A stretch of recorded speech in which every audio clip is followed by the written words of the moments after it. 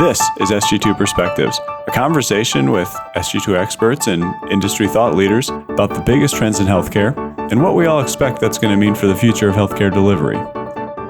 The question is front and center now for health systems across the country. Is the size of your organization delivering any benefit back to your core stakeholders? Is bigger better in healthcare? Welcome to Sg2 Perspectives. I'm your host, Trevor Durin, with my co-host, Kelly Richard, and our colleague, Bill Woodson, one of the best known and most requested speakers here at Sg2 and a thought leader on so much of our enterprise research. In today's episode, we're calling it Grill Bill because Kelly and I are just going to rapid fire questions at him, which we're kind of recreating what happens here in the office when someone spots Bill and you're lucky enough to get a few moments. Hey, Bill, I heard this at a client recently. Bill, I read this.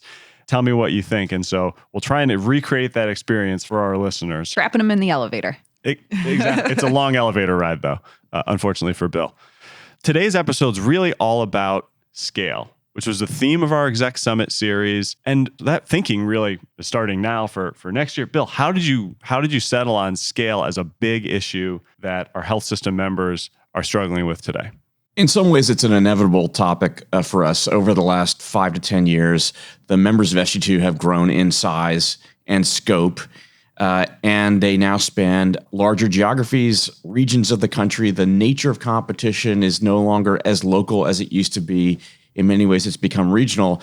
The question is front and center now for health systems across the country. Is the size of your organization delivering any benefit back to your core stakeholders? Is bigger better in healthcare?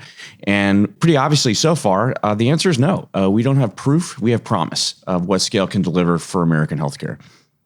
We did hear some really exciting visions from leaders of the health systems we work with as we were going around and getting to talk to folks from around the country. What are some things that stuck out to you that you've heard from some health system leaders of how they're thinking about scale, how their board is pushing them to have a vision around scale? I hope we're evolving beyond the point where the goal of health systems was to amass a larger number of fixed assets. The more inpatient sites, outpatient sites, physician office sites we have, the better, the more competitive we'll be. I think we see this next generation of health system leaders evolving into a focus on what's the clinical product that we should be delivering to the marketplace, what differentiates us, what matters to consumers, and what's going to matter to the employers who pay those commercial rates that matter so much to health systems moving forward. How have any senior leaders responded to our thinking around this or our message? What kind of pushback have you got? Publicly, almost all the leaders talk a good game, and they talk about the promise of what they can deliver, the potential of what they have as an organization. They're committed to their mission. Privately, they're quite humble about this topic. They recognize that as a kind of a macro perspective on healthcare, all larger systems have done thus far is press their advantage on reimbursement rates, and they've yet to deliver better clinical care at a lower cost. Our message back to them, and it's not one they're unfamiliar with, is that the next decade is going to require them to deliver that to the marketplace. Piggybacking off the idea that no one has really leveraged scale to solve their problems yet, what do you think are the main problems that they're trying to solve or that they could solve with scale? Yeah, let's acknowledge that as systems have come together, they've done a reasonably good job about consolidating back office functions. So that's finance, that's HR, that's compliance, that's information technology. I think it's not been a mandate yet for them to take on the harder challenges of what does it mean to deliver a healthcare delivery model over a larger and larger organization. It just hasn't been a demand from the marketplace. The size they've created has supported their ambition. And frankly, the kind of healthy balance sheet model and keeping our physicians happy model of running a health system has worked until this point. And our message back to the industry is time is running out. You're going to have to do better moving forward. Something that we know the market is asking for is lower costs. So do you think that there's the potential on the provider side to lower costs for patients? Potential for sure. I think this is the toughest challenge we face. And let's take the provider point of view here. If you did your job right as an executive, as a person in charge of reimbursement, contracting, even a CFO, you would exact increasing reimbursement rates from the Blues or from Anthem or from United year over year. And if you did that, you made the finance of your system work better. That's gone on for a long time with a good bit of public pushback or government pushback in some states. But guess what's happened underneath that? The whole cost structure in health systems has risen underneath it. So there is, I think, the hope or the potential of reducing the total cost of care. To do that under a different cost structure is something that's really going to challenge us over the next 10 years. So I was with a board of a large statewide health system earlier this year that's very successful. They do a terrific job, great leadership. And one of the board members said, what's the biggest challenge that we face? And I said, frankly, it's that your reimbursement rates, let's call it out as 350% of Medicare, have exposed you to the challenges you may have to undertake. In other words, can you operate at a total cost of care model that might be 20% less than what you're doing today? They acknowledge that they're not yet prepared to do that. They have not had to do that. But I've heard you talk about some CEOs in a different geography Right. taking that message direct to employers to explain that you're subsidizing a lot of the care that we provide for the most in need patients. Yeah, it's the open secret. So, and Trevor served me tell the one anecdote where it's a CEO in the Pacific Northwest is deliberately going out to employers and acknowledging that the subsidy that the employers give them amounts to about $500 million a year because the government payers don't reimburse them enough. So he's trying to kind of take the veil away from this and say, let's have an honest conversation about what we need to get done together over the next 10 years. What product do you seek? What promise must we make to you to keep your business? Let's call it for what it is. I've heard you make the case that, as you made here, that there might be some regulatory pushback if systems don't bring some of this, try to bring some of the value out of scale. Really? What kind of timeline are we on? Is it federal or state level? Does it matter which party's in control? You know, I would say we should watch some of the states that have a more activistic insurance commissioner.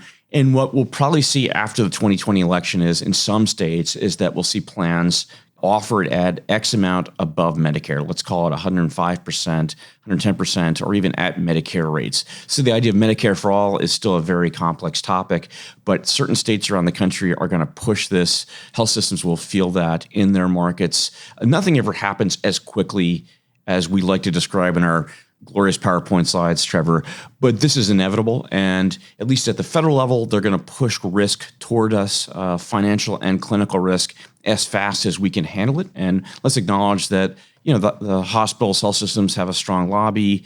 There's a lot of vested interests in maintaining the status quo, but we believe that's going to erode over the next 5 to 10 years.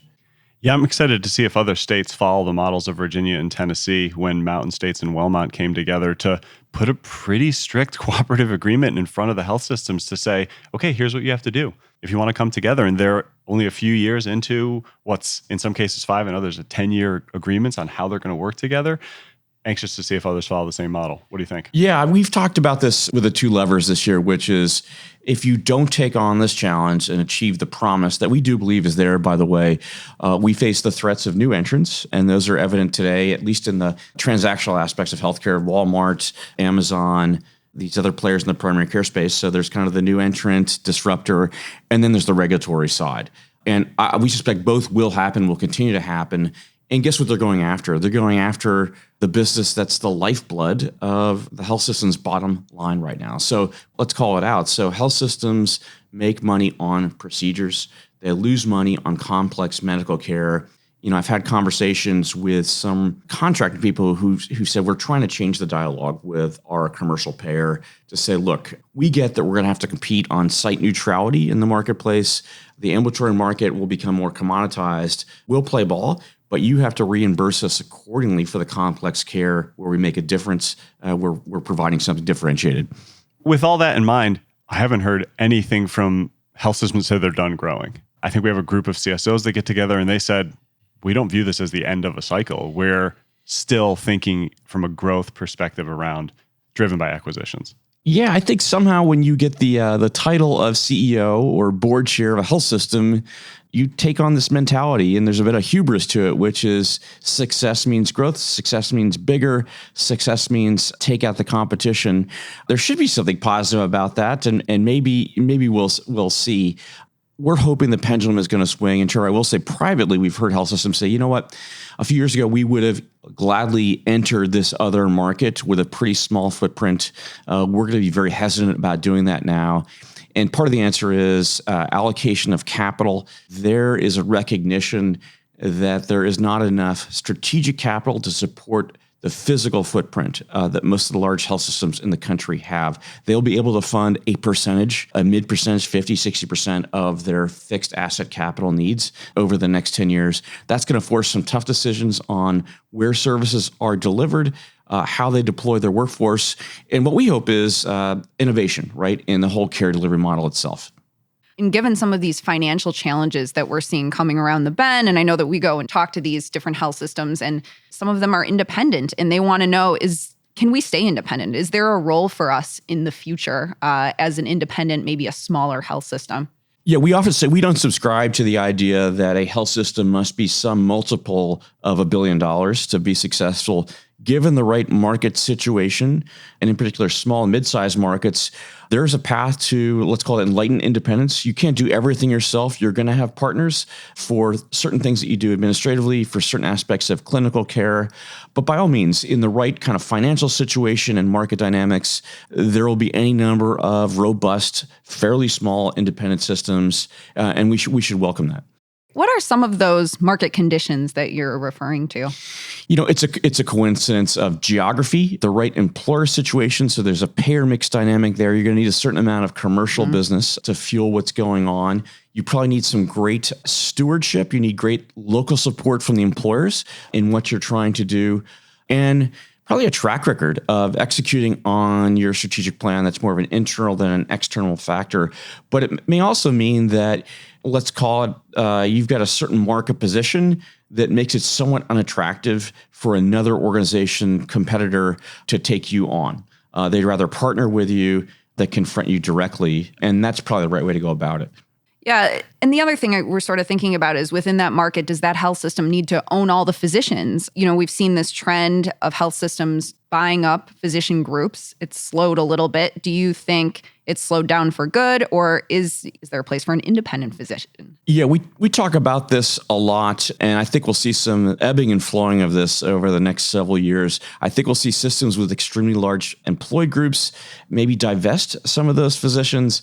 There are certainly special areas that are happily independent, and let's call out oncology and urology, gastroenterology.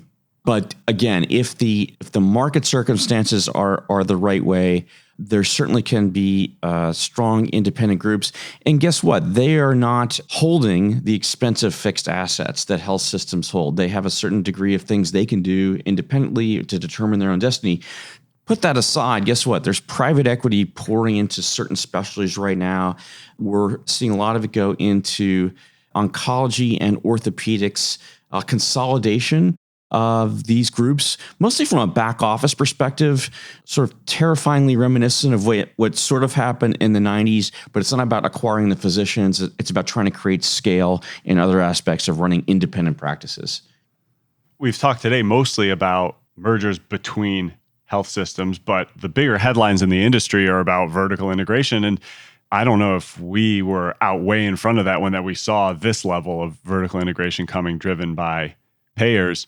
Do we think that trajectory is going to continue? Do we see maybe a wrinkle or a change coming? Have we hit kind of a natural limit? You know, this is an area where we've watched many of our members lose hundreds of millions of dollars about going into, let's call it that, the health plan side. Trevor, you and I spoke about the exception to that rule right now seems to be in the area of Medicare Advantage, where there is a way to start a Medicare Advantage business with a partner, perhaps a funded partner or with a health plan partner, to kind of grab your share of the premium dollar. So however we go about this, we're going to see health systems trying to get their fair share of that premium dollar moving forward. So I think we'll see some creative structures, but the kind of old game of, hey, I know we'll just start a health plan, that's clearly not going to work. And at the same time, we're seeing a lot of folks, just like you said, in MA saying, we can't really get a seat at the table unless we have a plan. Right. And what we've learned again from our members at SG2 is getting to break even in Medicare Advantage is probably a 5-year proposition. Having said that, you don't need a huge number of covered lives to make the business model work, provided you have the right partners to support you on the financial side or the back office side or the claims processing side, underwriting, marketing. There's a way to make a play here. And again, we remain incredibly bullish about the growth of Medicare Advantage over the next 5 years, selectively market by market. Yeah, I'm super excited about some of the stuff coming from MA around supplemental benefits and just the natural growth. At the same time, to be successful, you have to have the things that a payer does well. You have to get really good at risk adjustment and billing and coding and the back office stuff that isn't necessarily a health system. The learning curve is extreme. And, there's fantastic systems out there. And, let's call it Northwell, for example, in the East Coast, got into the health plan game with a lot of money and resources. They've backed away from it. It's just too hard to execute given the market dynamics they're facing. Yeah. And I think that some of the larger systems and the other industries or other segments within the industry that are consolidating are doing so on a national scale. Just curious, what aspects of consolidation do you think in scale are successful nationally versus what really needs to be local in healthcare? We've been approaching this topic and we're learning all the time. So we talk to national systems like Ascension and HCA, and clearly their national scale gives them the ability to do what? They can pilot things in a way that other systems can't do. They can treat innovation differently. They can spread their risk in sort of a portfolio model around the country. In the case of Ascension, that also is tied to their mission to Catholic healthcare for the United States. There's just certain luxuries that these large systems have, but even they, just for management purposes, have had to organize themselves into regions and submarkets. There are very few things that can be run at a truly national scale. And where those exist, they tend to be more administrative, kind of logical. But again, healthcare remains incredibly local and to a certain extent a little more regional. It's hard to escape that, and it will remain hard to do that over the next several years. I'm going to lob one more question at you. We covered this to a degree in our executive summit, and we have an upcoming publication coming out on clinical scale. Do you have any initial thoughts? I think that one is it's difficult to define, and it's also heard a lot of different health systems having a difficult time executing on it. What are your initial thoughts on that? It turns out to be a trickier subject than even we thought it would be. And SG2 members have been taking on clinical variation for over a decade now, actually probably since 2000, some of the initial work with the Institute for Healthcare Improvement. We have very little to show for it. Our colleagues at the Research Institute, part of Vizient, dug into this data longitudinally. There's no evidence that larger systems have achieved anything meaningfully better through their scale for clinical care. I think we're seeing a renewed focus on this, and we're going through a series of interviews with health systems who've taken this on, who've been able to reduce variation in a much larger sense than they would have, let's say, through a bundle related to ventilator-acquired pneumonia, for example. Let's take a look at orthopedic care, cardiovascular care, cancer care.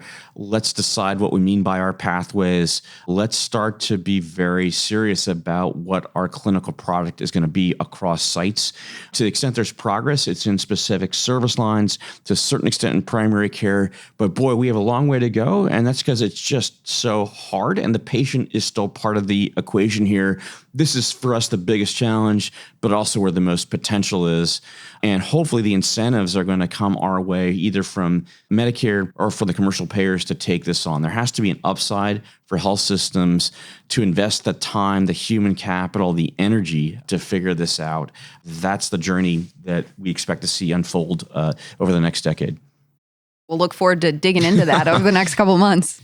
I know this is a question where there's not a perfect bullseye, but are there other industries, most of which have already gone through kind of this acquisition cycle, that healthcare should look to learn some lessons? I have one idea. I actually think retail is a place where we can learn some lessons, right? Similar challenges around big fixed costs, similar challenges responding to the massive amounts of consumer/patient information that we have. But those that we talk about doing great today, like some of the retail pharmacies, or do you know Michael's, the crafting store, makes a 35% margin still? And they do it because they know who their customers are. They know it's not going to be folks using an app. It's folks who want to get coupons in the mail to come into the store, spend time, go to a framing class. They know their consumers, and those who are segmenting and targeting their consumers are winning. Yeah, Trevor, I mean, it's a huge point, which is we're just getting started on our journey towards deep customer knowledge. We're dealing in some cases, though, with let's call it a patient or a segment of one. That's what makes healthcare so challenging. We're always asked, what's the right analogy for healthcare? There is no perfect analogy. I think retail has something to offer us, particularly on things related to costs under the deductible, the transactional aspects, primary care. But look, we have lessons we can take from banking that went through a massive scale evolution in the 90s. Utilities, highly regulated, deals with similar opaque pricing issues that we deal with in healthcare, and airlines as well. So I think we have to draw these lessons selectively. We're always kind of excited to find an executive that's joined a health system from a technology company, from retail. They come in with their eyes wide open. They're quickly humbled by the complexity of our industry and frustrated as well. But I take your point. The consumer side is something we've got to wake up to.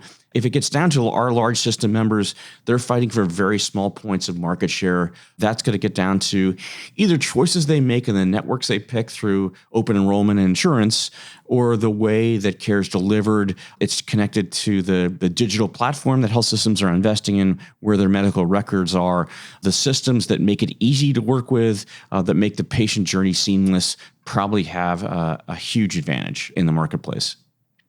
Any closing thoughts on the Sg2 perspective around the long-term vision for the scale health systems can try to achieve? Let's just pick three areas that we think deserve your attention. We haven't, at least in this discussion, brought out workforce. So many of our members are wrestling with not only the cost of workforce, but shortages, how to deploy their workforce in a different way, the top of the license mentality. That's a huge challenge for the next decade. So workforce. The second is innovation. So how do we come about an approach to innovation by at a system level or across multiple systems? How do we evolve to more of an innovation mindset as an industry when we're particularly risk averse? There's not yet been a reward for first movers. We're cautious by nature. So we have workforce, we have innovation, and then the clinical one is where the energy really should be spent, and pricing pressure will certainly arrive over the next several years. This is where we're watching individual markets very closely. And it's a way for us to help our members Sg2. Certain markets will lead others. That's the kind of way things play out across the country. Certain employers will be more progressive about this. But in other markets, there's a certain kind of baked in status quo that's going to resist this. And the fee-for-service model is going to take its time in changing. Thanks, Bill. Well, I think we've successfully grilled Bill, although he's not sweating. He's still cool as a cucumber. So next time, we're going to really have to bring it, Kelly. Thanks, Kelly. Thanks, Trevor. Okay, thanks, everyone. This has been another episode of Sg2 Perspectives. Thanks so much for joining us today for this episode of Sg2 Perspectives, where Sg2 experts and industry thought leaders explore the drivers of tomorrow's healthcare strategies to inform today's decision makers. I've been your host, Trevor Durin. Contact us anytime by sending an email to sg2perspectives@sg2.com. Sg2 revolutionized demand forecasting with the Impact of Change forecast in 2001. And today, we're the healthcare industry's premier strategy advisory firm. To learn more, visit sg2.com. Thanks for tuning in. Hope to see you again soon.